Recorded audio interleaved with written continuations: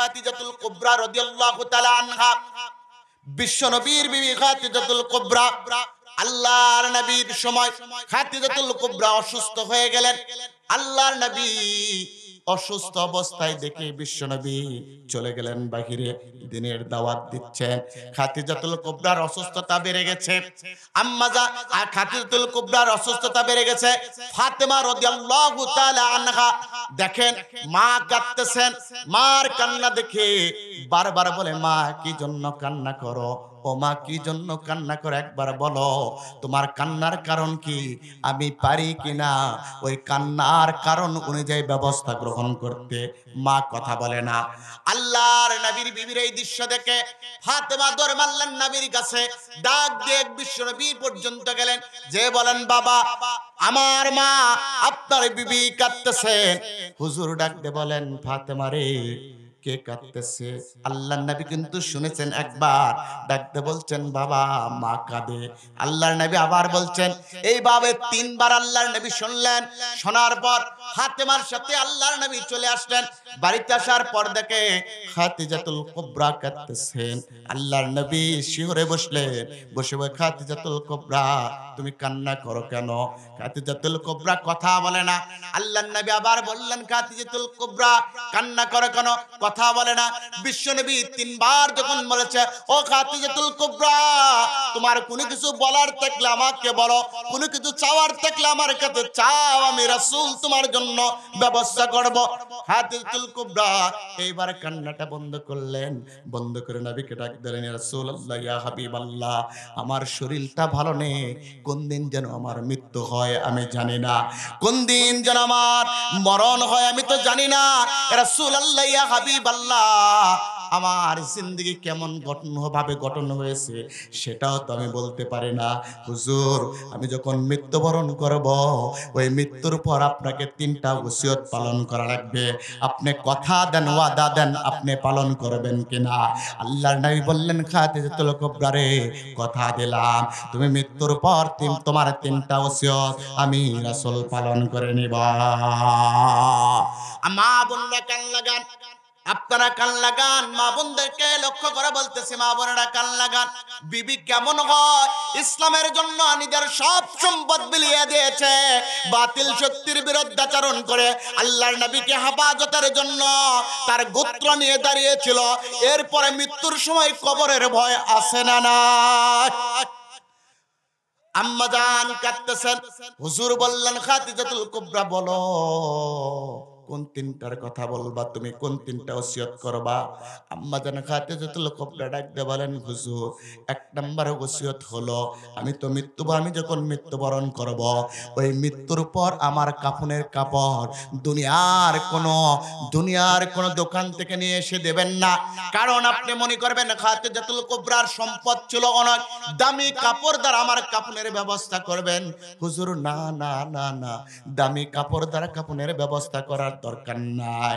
আমার সম্পদগুলো আল্লাহর পথে ব্যয় করেছি কোনো কিছু পাওয়ার আশায় নয়, বরং আমার আল্লাহকে খুশি করার জন্য। হুজুর, আপনি আমাকে নতুন দামি কাপড় দ্বারা কাফনের ব্যবস্থা করবেন না, বরং আপনার পরনে ময়লাওয়ালা ঘামযুক্ত কাপড় দ্বারা, আপনার পরনের জুব্বা দ্বারা আমার কাফনের ব্যবস্থা করবেন। হুজুর বললেন, খাদিজাতুল কুবরারে সত্য মেনে নিলাম। দুই নাম্বার বলো। এবার খাদিজাতুল কুবরা বলে, হুজুর, যখন কবরে আমি মৃত্যুবরণ করব, কাফন যখন হয়ে যাবে, দাফনের জন্য যখন আমাকে প্রস্তুত করা হবে, তখন আমার কবরের ভিতরে আমার লাশটা নামানো হবে। দুনিয়ার কারো হাত দ্বারা আমার শরীরে স্পর্শ, এটা আমি চাই না। হুজুর, আপনার হাত দ্বারা আপনি আমাকে কবরের ভিতরে নামাবেন। আল্লাহর নবী বললেন, ও খাদিজাতুল কুবরা, দুই নম্বরটা মেনে নিলাম।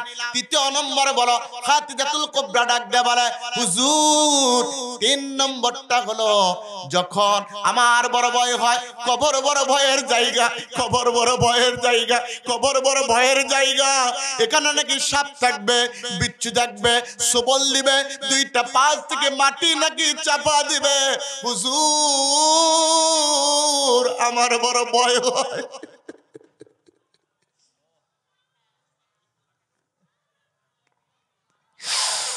কবর দেখে ভয় করে। দুনিয়া আখিরাতের বাদশা রব্বে কারিমের বন্ধু মুহাম্মদ সাল্লাল্লাহু আলাইহি ওয়াসাল্লামের বিবি আপনার আমার মা খাদিজাতুল কুবরা, যিনি যার সম্পদগুলি ইসলামের জন্য ব্যয় করেছে, নিজের জীবনটা দিনের জন্য উৎসর্গ করেছে, এরপর কবরের ভয়।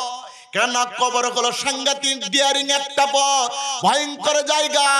আসার একটা সিরিয়াল আছে, যাওয়ার কোনো সিরিয়াল না। কবরে একবার ঢুকে গেলে নতুন ভাবে আমল করার কোনো ব্যবস্থা না। সুতরাং একবার উইকেট যদি চলে যায় ফিরে আর আসা যায় না। দুনিয়ায় উইকেট থাকা অবস্থায় কবরের সামান জোগাড় করার দরকার আছে না। খাদিজাতুল কুবরা কাঁদতেছিলেন, হুজুর ইসলামের জন্য সব কিছু আমি ব্যয় করে দিয়েছি, ইয়া রাসূলুল্লাহ ইয়া হাবিবাল্লাহ, ওই ডিয়ারিং পথ কেমন হবে?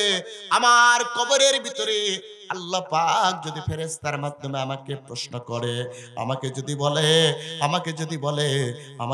বলে তোমার নামই কে? আপনি তো আমার স্বামী ছিলেন, আপনার নামে আমি বলতে পারবো, তাতে কোনো সন্দেহ না। এরপরে যদি বলে তোমার সম্পদ কোন কাজে ব্যয় করেছ, আমি তো ইসলামের কাজে সম্পদগুলো ব্যয় করে দিয়েছি, সেটা আমার পক্ষে বলা সম্ভব। যদি বলে তোমার রব কে, রবের পরিচয় তো আমি জানার চেষ্টা করেছি, রবের কথার উপরে জীবন পরিচালনা করার চেষ্টা করেছি, কিন্তু যদি রব কথার উত্তরটা না দিতে পারি আমার বড় ভয় হয়। রাসূলুল্লাহ ইয়া হাবিবাল্লাহ, এই জন্য কবরে আমাকে রাখার পর সব মানুষ যদি চলে আসে আপনি আসবেন না। যতক্ষণ পর্যন্ত কবরের জবাব দেওয়া সম্পন্ন না হবে ততক্ষণ পর্যন্ত আপনি আমাকে একা ছেড়ে আসবেন না। কারণ আয়েশা খাদিজাতুল কুবরা জানে, কবর যদি কোনো ব্যক্তির আসন হয়ে যায় ওই ব্যক্তির স্থান হবে আল্লাহর জান্নাতে, আর কবর যদি একটা গজবের জায়গা হয় ওই ব্যক্তির স্থান হবে আল্লাহর জাহান্নামে। ঠিক কিনা? কেন কবর হলো প্রথম ইমিগ্রেশন কাউন্টার, প্রথম মঞ্জিল। আমরা যখন বাহিরের দেশে আলোচনা করতে যাই ইমিগ্রেশন কাউন্টার পাড়ি দিতে হয়, ওখানে পাসপোর্ট ভিসা শো করতে হয়, চেক করে বারবার। চেক করার পর যদি মনে হয় ভিসাও বৈধ পাসপোর্টও বৈধ, তাহলে আপনাকে ছাড় দেওয়া হয়। ইমিগ্রেশন কাউন্টার পার হলে আপনি বিনা বাধায় অন্য দেশে যেতে পারবেন। কবর হলো এমন একটা ইমিগ্রেশন কাউন্টার, ওই জায়গায় যদি আপনার ঈমান আর আমল ভালো হয় আপনি ছাড় পাবেন, আপনার স্থান হবে আল্লাহর জান্নাতে। কথা বলেন ঠিক কিনা? এই জন্য খাদিজাতুল কুবরা দু চোখের পানি ছেড়ে দিয়েছে।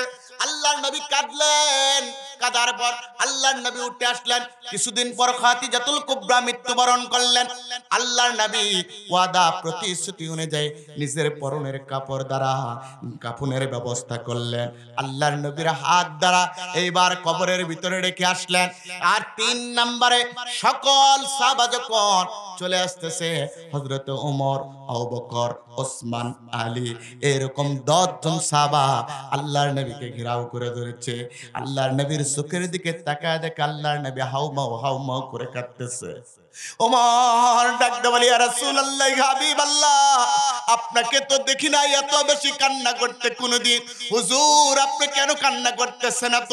আল্লাহর নবী ডাকতে বলে, ওমর এই শেখ খাদিজাতুল কুবরা যখন আমার সম্পদ ছিল না ইসলামের জন্য সম্পদ দিয়েছে, যখন গোটা মক্কা ভূমিতে আমার পিছনে দাঁড়ানোর কেউ ছিল না, বনে হাশিম গোত্র নিয়ে আমার পিছনে দাঁড়িয়ে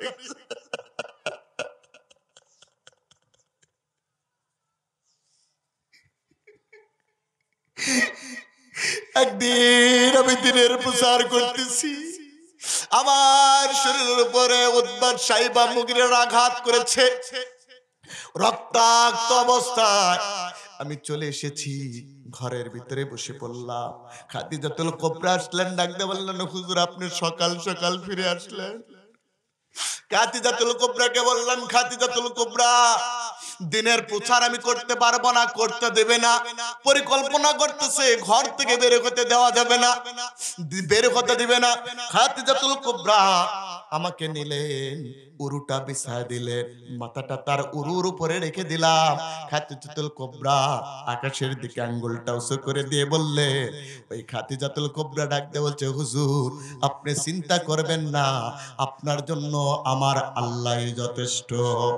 আজকে আমি খাদিজাতুল কুবরার দিকে তাকায় দেখে ওমর আল্লাহকে সাক্ষী রেখে বলছি, ও খাদিজাতুল কুবরা, আজকে তোমার এই কবরের ভিতরে তোমার জন্য আমার আল্লাহই যথেষ্ট।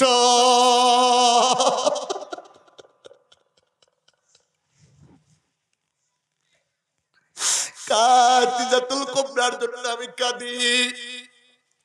যখন আমার কেউ ছিল না, শক্তি দিয়ে অর্থ দিয়ে ইসলামের জন্য সর্বশক্তি নিয়োগ করে খাদিজাতুল কুবরা আমার পাশে ছিল। ওগো ওমর, ওগো আলী, ওসমান, শুনে রাখো রে আবু বকর, আজকে তো আমার চাচাও নাই, খাদিজাতুল কুবরাও না, আমার দাদাও না, আমার কোন অবস্থায় আমি দাঁড় হব? শুধুমাত্র আমার কাছে একজন শক্তিশালী চাচা আছে, আবু তালিব। এ আবু তালিব ৪০ বছর ৬ মাস আল্লাহর নবীকে কলিজার ভিতরে আঁকড়ে ধরেছিল। সে আবু তালিবের কথা আল্লাহর নবী স্মরণ করলেন খাদিজাতুল কুবরার কবরের পাশে বসে। আর বিশ্ব নবী কাঁদতেছেন, আজকে যদি বিপদ হয় আল্লাহর পরে দুনিয়ায় আমাকে কে সাহায্য করবে, আমার পাশে দাঁড়াবে? খাদিজাতুল কুবরা ছিল। ওমর বলল, হুজুর চিন্তা করবেন না, জীবনের সবটুকু রক্ত দিয়ে হলো ইসলামকে বিজয় করার জন্য আপনার পাশে আমি দাঁড়াবো। সুতরাং আপনার শরীরে আঘাত করার জন্য যারাই আসুক না কেন আপনাকে হত্যা করতে পারবে না, বরং নিজের জীবনের শরীরে রক্ত বিলিয়ে দেব, তারপর আপনার শরীরের উপর আঘাত করতে দেব না। এখান থেকে শিক্ষা হলো, ওই ইমানদার মুসলমানেরা, আপনাদের দেশে আলিম ওলামা যারা আছে, আপনাদের দেশে কোরআন এবং সুন্নাহর যারা কথা বলে, ওরা যদি দ্বীনের পক্ষে থাকে, ইসলামের পক্ষে থাকে, আল্লাহ আল্লাহ রাসূলের পক্ষে থাকে, ওরা যখন বিপদে পড়বে আপনারা মুসলমান, আপনাদের দায়িত্ব হলো ওই আলেমদের পক্ষে আপনাদের কথা বলা, ঠিক কিনা? কিন্তু আমরা তো এমন একটা জাত, সুবিধাবাদ জিন্দাবাদ, যেই দিকে ছাতা সেই দিকে মাথা, ঠিক কিনা? আমার ভাইয়েরা, আমরা শিক্ষা গ্রহণ করি না। আজকের মাহফিল থেকে এটা শিক্ষা নিয়ে যাওয়া লাগবে। আল্লাহর নবী কাঁদতেছিলেন, কাঁদতে কাঁদতে দু চোখের পানি ছেড়ে দিলেন। সাহাবারা চলে আসলেন, 4 জন সাহাবা ছিলেন। আল্লাহর নবী আকাশের দিকে তাকায় আছে, আকাশের দিকে তাকায় দেখে জিব্রাইল। আল্লাহর নবী জিব্রাইল তাকায় দেখে জিব্রাইল ডাক দিয়ে, ইয়া রাসূলুল্লাহ, ইয়া হাবিবাল্লাহ, নবী আল্লাহর সালাম গ্রহণ করো। আল্লাহ পাক ডাক দিয়েছেন আপনাকে। আল্লাহ ডাকতে বলছে, বন্ধুরে চিন্তা করার দরকার নাই, খাদিজাতুল কুবরার কবরের জবাব দেওয়ার জন্য আমার বন্ধু কবরের পাশে বসে আছে। জিব্রাইল রে, আমার বন্ধুকে বলো, আমার বন্ধুকে বলো কবরের চিন্তা করার দরকার নাই। আমার বন্ধুর স্ত্রী খাদিজাতুল কুবরা ইসলামের জন্য জীবন দিয়েছে, ইসলামের জন্য সম্পদ দিয়েছে।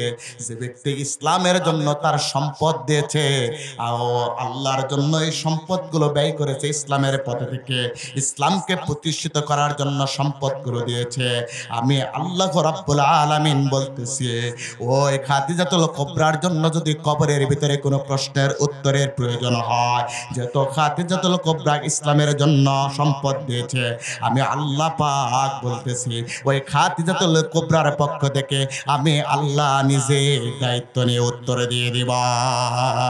তার মানে ইসলামের পক্ষে কোন ব্যক্তি যদি ব্যয় করে, ইসলামের পক্ষে থাকে, ইসলামের পথে যদি ব্যয় করে, ওই ব্যক্তির কবরের জবাবের জন্য আমার আল্লাহ যথেষ্ট হয়ে যাবে, ঠিক কিনা? এই জন্য ইসলামের পক্ষে থাকবো না বিপক্ষে, জোরে বলুন। আর ইসলামের পক্ষে থাকার জন্য মা বোনদের সর্বোত্তম ভূমিকা পালন করা লাগবে। আল্লাহর রাসূল বলছেন, মা বোনেরা যদি 4টি কাজ করে, 4টি কাজ করলে একটি জান্নাতের 8টি দরজা ফ্রি পাওয়া যাবে। কয়টি দরজা? জান্নাত কয়টি? জোরে বলুন, কয়টি? জান্নাত হলো 1টি, 8টি নয়। জান্নাত হলো 1টি, দরজা হলো 8টি। জাহান্নাম হলো একটি, দরজা হলো ৭টি, মাদ্রাসা হয় একটি, মাদ্রাসার দরজা হয় ৫টি, ৭টি, ১০টি, বিশ্ববিদ্যালয় হয় একটি, শ্রেণীকক্ষ শ্রেণীবিন্যাস হয় ভিন্ন ভিন্ন অনেকগুলো। সেরকম জান্নাত হলো একটি, জান্নাতের দরজা হলো ৮টি, জাহান্নাম হলো একটি, জাহান্নামের দরজা হলো ৭টি। মা বোনেরা যদি ৪টি কাজ করে আল্লাহর একটি জান্নাতের ওই ৮টি দরজা দিয়ে যে কোনো দরজা দিয়ে আল্লাহর জান্নাতের ভিতরে প্রবেশ করবে। এক নাম্বার হলো ৫ ওয়াক্ত নামাজ পড়া লাগবে। নামাজ ছাড়া বাঁচার কোনো পন্থা নাই। আল্লাহর নবী বলেছেন আউয়ালু মা ইউহাসাবু বিহিল আবদু ইয়াউমাল কিয়ামাতি আস-সালাহ। নামাজ নামাজ নামাজ নামাজ নামাজ, সর্বপ্রথম কিয়ামতের ময়দানে যেটার বিচার হবে সেটা হলো নামাজ। আল্লাহর রাসূল যখন মৃত্যুবরণ করতেছেন ওই সময় আল্লাহ রাসূল বলছেন ও আমার সাহাবারা আস-সালাত আস-সালাত আস-সালাত ওয়া মা মালাকাত আইমানুকুম আস-সালাত। আমার উম্মতেরা নামাজ নামাজ নামাজ, তোমরা যেন নামাজ ছেড়ো না। সুতরাং ইমানদার দাবি করবে যারা নামাজ পড়বে, তারা নামাজ পড়বে যারা নামাজের সাথে সাথে নামাজের আন্দোলন করবে, তারা কথা বলেন ঠিক কিনা? শুধুমাত্র নামাজ পড়লেই হবে না, আপনি নামাজি দাবি করবেন, নামাজের আন্দোলন করবে না, মাতুকুব্বিলা মিনহু, আপনার নামাজ আল্লাহর দরবারে পৌঁছাবে না। সুতরাং নামাজ পড়বে যারা নামাজের আন্দোলন করবে, তারা ঠিক কিনা? আমার ভাইরা, নামাজের সঙ্গে সঙ্গে নামাজ কায়েমের আন্দোলন করতে হবে। আল্লাহর নবী তো বলেছে আউয়ালু মা ইউহাসাবু বিহিল আবদু ইয়াউমাল কিয়ামাতি আস-সালাহ। সর্বপ্রথম যেটার বিচার হবে কামা কুতিবা আলাল্লাযীনা মিন ক্বাবলিকুম লাআল্লাকুম তাত্তাকুন।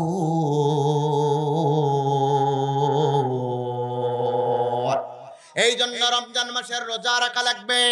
৩ নাম্বার হলো সতীত্বের হেফাজত করা লাগবে। আজকে সতীত্বের হেফাজত বন্যায় নারীদের হচ্ছে না। স্বামীর চাইতে স্বামী আমার যেমন তেমন, দেওরা আমার মনের মতো। দুনিয়ায় ফেসবুক হওয়ার কারণে, এই ফেসবুক শরীফ আসার কারণে দুনিয়ায় স্বামীর বন্ধুর অভাব হয় না, আর ভাবির দেবরের অভাব হয় না। আছে না? না, আজকে কঠিন অবস্থা দাঁড় করেছে এই Facebook, Twitter, YouTube, social media, electronic media, print মিডিয়ার মাধ্যমে। তো একদিকে তথ্য সন্ত্রাস করা হচ্ছে, আরেকদিকে পরকীয়ার বিস্তার করা হচ্ছে, ঠিক কিনা? তার ভিতরে আরেকটা গুরুত্বপূর্ণ হলো বাংলাদেশে কপল ভিডিওর নামে প্রত্যেক ঘরে ঘরে জিনা ছড়িয়ে দেওয়া হচ্ছে। তার ভিতরে দেখবেন শিলা মাহফুজুর রহমান নামে একজন কপল পত্নী আছে, এরপরে আপনারা ইমরান নামে একজন আছে, তহা নামে একজন আছে। এরকম অসংখ্য ব্যক্তিগুলো কপল ভিডিওর নামে নিজের বইয়ের অঙ্গ প্রত্যঙ্গগুলো ফেসবুকে ছাড়তেছে কিছুটা টাকার জন্য। নিজেও যেমন জিনাকারিনী হচ্ছে, অন্য পুরুষদের কাছে এটা পাঠিয়ে দিয়ে তাদেরকে জিনাখোর বানানো হচ্ছে, ঠিক কিনা? আর আমাদের মতো কিছু ভাইয়েরা লিখতেছে মাশাআল্লাহ, ভাবির অভিনয় চমৎকার। যারা লিখেছেন মাশাআল্লাহ, আলহামদুলিল্লাহ, ভাবির অভিনয়গুলো চমৎকার, ভাবিও জিনাকারিনী, আপনি জিনাখোর, কোনো সন্দেহ নাই। আর জিনাকারিনী জিনা করার জন্য আল্লাহর জান্নাতে হারামা হারামা হারাম কথা কার? প্রমাণ আল্লাহ পাক বলছেন ওয়াল্লাযীনা লা ইয়াদউনা মা'আল্লাহি ইলাহান আখার ওয়া লা ইয়াকতুলুনান নাফসাল্লাতী হারামাল্লাহু ইল্লা বিল হাক্কি ওয়া লা ইয়াসনুন।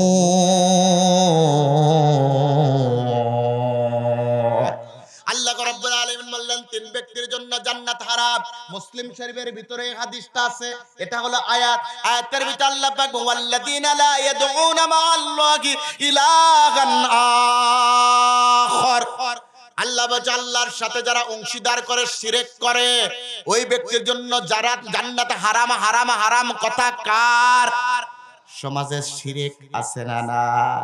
আপনি আল্লাহর আইন বাদ দিয়ে আব্রাহাম লিঙ্কনের গণতন্ত্র মানার কথা বলেন, আর হুজুর যখন আল্লাহর কোরআন অনুযায়ী সমাজ ব্যবস্থা পরিচালনার কথা বলে তখন আপনি রাজনীতির গন্ধ খোঁজেন। মনে করবেন আল্লাহর আইন বাদ দিয়ে যদি আব্রাহাম লিঙ্কনের আইন পরিচালনার দিকে আপনি মনোযোগ দেন, এটাকে যদি প্রতিষ্ঠিত করতে চান, নিঃসন্দেহে আপনি শিরক করেছেন, আপনার স্থান হবে আল্লাহর জাহান্নামে। কথা বলেন ঠিক কিনা? সম্মানিত ভাইরা, 2 নাম্বার হলো ওয়াল্লাযীনা লা ইয়াকতুলুনান নাফসাল্লাতী হারামাল্লাহু ইল্লা বিল হক। সত্য ব্যতীত মানুষদেরকে যারা হত্যা করবে, এরকম মানুষ আছে না না? আজকে দেখা যাচ্ছে ইসলামের ভিতরে যারা কোরআনের কথা বলে, দিনের যারা দায়ীর ভূমিকা পালন করে, কোরআনকে ব্যক্তিগত জীবন, পারিবারিক জীবন, অর্থনৈতিক জীবন, সামাজিক জীবন, রাজনৈতিক জীবন এবং রাষ্ট্রীয় জীবনে মানতে চায়, বিভিন্ন কায়দায় তাদেরকে হত্যা করা হয়। আল্লাহ পাক বলেন সত্য ব্যতীত যাদেরকে হত্যা করবে যারা, এরাও জাহান্নামে যাবে তারা। আর 3 নম্বর হলো ওয়ালা ইয়াসনুন, জিনার সঙ্গে জড়িত হবে যারা, আল্লাহর জাহান্নামে যাবে তারা। এইরকম মানুষ পৃথিবীতে আছে না নাই? জোরে বলো আছে না নাই? সুতরাং যারা জিনার দিকে ডাকতেছে, ওই জিনা করা অবস্থায় যদি আপনি থাকেন, তওবা করে আল্লাহর পথে ফিরে না আসলে আপনাকে বেঈমান হয়ে মারা লাগবে, আর বেঈমানের জন্য আল্লাহর জাহান্নাম। কেননা রাসূল বলেছেন, মুসলিমের হাদিস, লা ইয়াদখুলুল জান্নাতা হাত্তা তুমিনুন, ওয়া ফি রিওয়ায়াতিন লা ইয়াদখুলুল জান্নাতা ইল্লা মুমিন।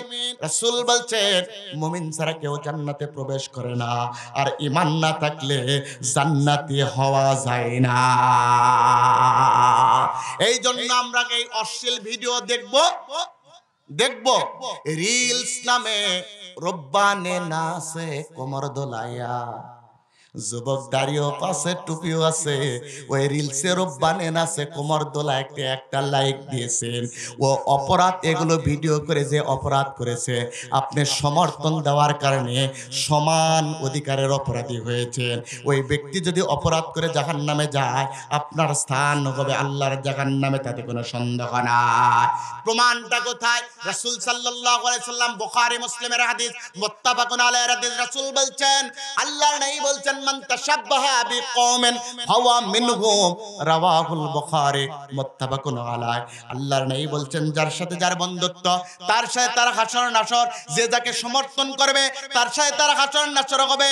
তাহলে এই রিলস ভিডিওর নামে, কপল ব্লগের নামে যারা দুনিয়াতে এই অসভ্যপানা করতেছে, জিনাটা ছড়িয়ে দিচ্ছে, আপনি যদি এই ভিডিও দেখেন, এদেরকে যদি সমর্থন করেন, ওরা যদি এই অপরাধের কারণে, জিনার কারণে জাহান্নামের ভিতরে যায়, আপনাকে আল্লাহর জাহান্নামে যাওয়া লাগবে, তাতে কোনো সন্দেহ নাই। ঠিক কিনা? আল্লাহ রাসূলের কথা মিথ্যা না সত্য? ওয়া মান আসদাকু মিনাল্লাহি কিলা, আল্লাহর নবীর কথা হলো সত্য। আল্লাহ পাক যেটা বলেছেন নবীর মাধ্যমে বলে দিয়েছেন, আল্লাহর কথা যেরকম সত্য, নবীর কথাও তেমন সত্য, তাতে সন্দেহ না। কারণ আপনারা দেখতেছেন না, নবী ভবিষ্যৎবাণী বলেছেন, আর নবী বলেছেন, লা তাযালু তাইফাতুম মিন উম্মতি ইয়াকতুলুনা, লা তাযালু তাইফাতুম মিন উম্মতি ইয়াকতুলুনা আলাল হাক্কি যাহিরিনা ইলা ইয়াউমিল কিয়ামাত। আল্লাহর নবী বললেন, এই ফিলিস্তিনে আমার উম্মতের ভিতরে একটা দল থাকবে যারা সব সময় সত্যের উপরে বিজয় দিয়ে হবে। ওদেরকে সমর শক্তি দিয়ে, ওদেরকে আধুনিক শক্তি দিয়ে, ওদেরকে পারমাণবিক বোমা দিয়ে, ওদেরকে অ্যাটম বোমা দিয়ে, ওদেরকে সুপারসনিক বোমা দিয়ে দুনিয়া থেকে শেষ করে দেওয়া যাবে না।